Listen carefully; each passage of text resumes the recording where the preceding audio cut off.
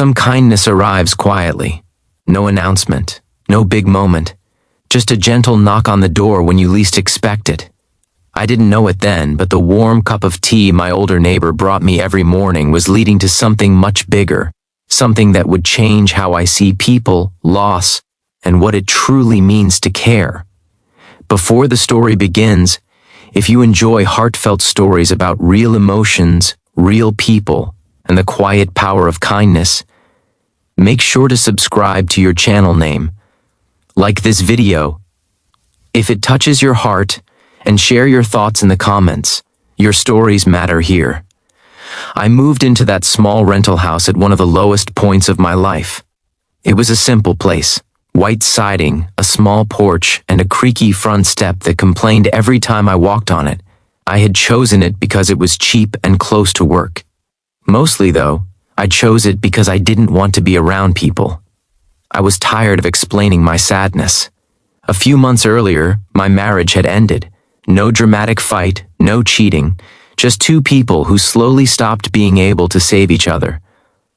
When my ex packed the last box and closed the door, the house felt too big and too quiet. That's when I left.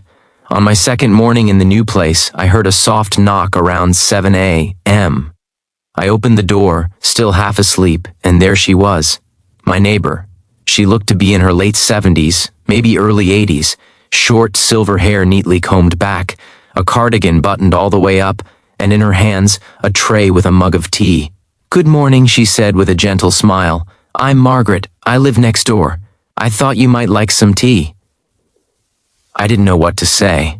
I hadn't spoken to anyone outside of work in weeks. "Oh, thank you," I managed. "You didn't have to." She waved her hand like I'd said something silly. "I know I didn't. That's why I did." That made me smile for the first time in days. From that morning on, it became routine. Every weekday, around the same time, Margaret would knock. Sometimes she brought chamomile, sometimes black tea with honey. Once, when it was especially cold, she brought hot chocolate instead. We never talked much at first.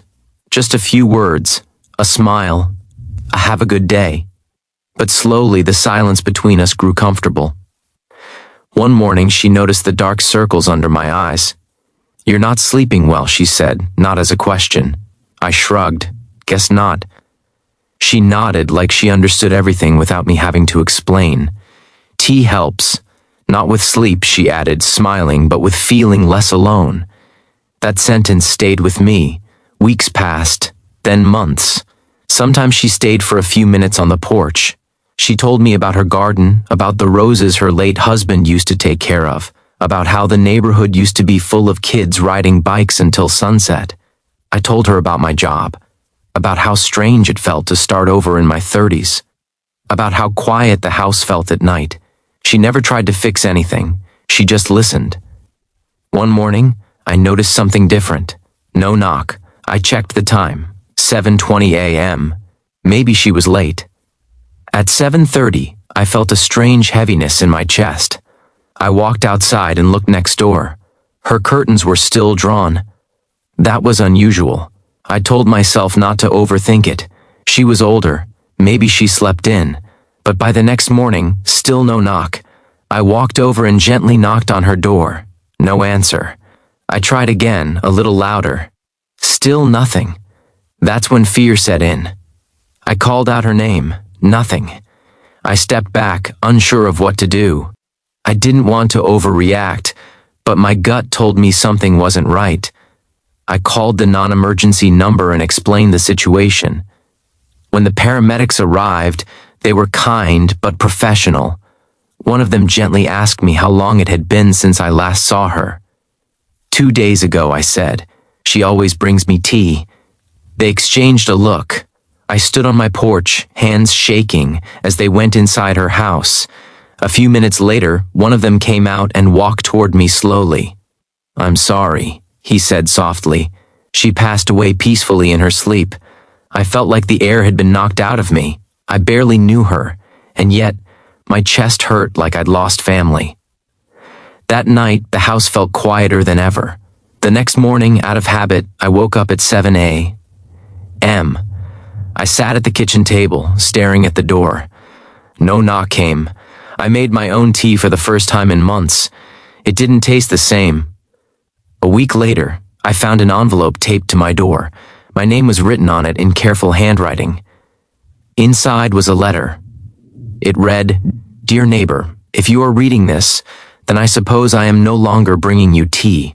I wanted to do something kind before I left this world, because kindness is the only thing that ever made my life feel full. I noticed your sadness the first day you moved in. I recognized it because I've worn it myself. After my husband passed, tea was the only thing that made my mornings feel normal. I thought maybe it could do the same for you. Please know that you were never a burden. You gave me a reason to wake up early. You gave my days purpose. There is something else I want you to have." At the bottom of the letter was a key taped carefully. On the back she had written, "Garden Shed." I walked into her backyard later that day. The garden was quiet, but beautiful. Roses still bloomed. The shed sat in the corner, small and white. I unlocked it. Inside were shelves filled with neatly packed boxes, photos, journals, and on a table in the center, a small wooden box. Inside that box was a handwritten note. "I have left my tea set to you, not because it is valuable, but because it carries warmth. Please use it for others when they need it." Tears blurred my vision. Margaret hadn't just brought me tea, she had given me connection, purpose, and a reminder that even small acts can leave deep marks. That winter, I started inviting people over, co-workers, a neighbor down the street who lived alone, a friend going through a divorce. I served tea in Margaret's cups, and every time I poured it, I felt her kindness moving forward. I realized something important. Kindness doesn't end when people leave us. It continues when we choose to pass it on. Margaret changed my life without ever trying to. She showed me that sometimes the smallest gestures, like a warm cup of tea, can save someone in ways we never see. So if you're wondering whether your kindness matters, let me tell you this: it does.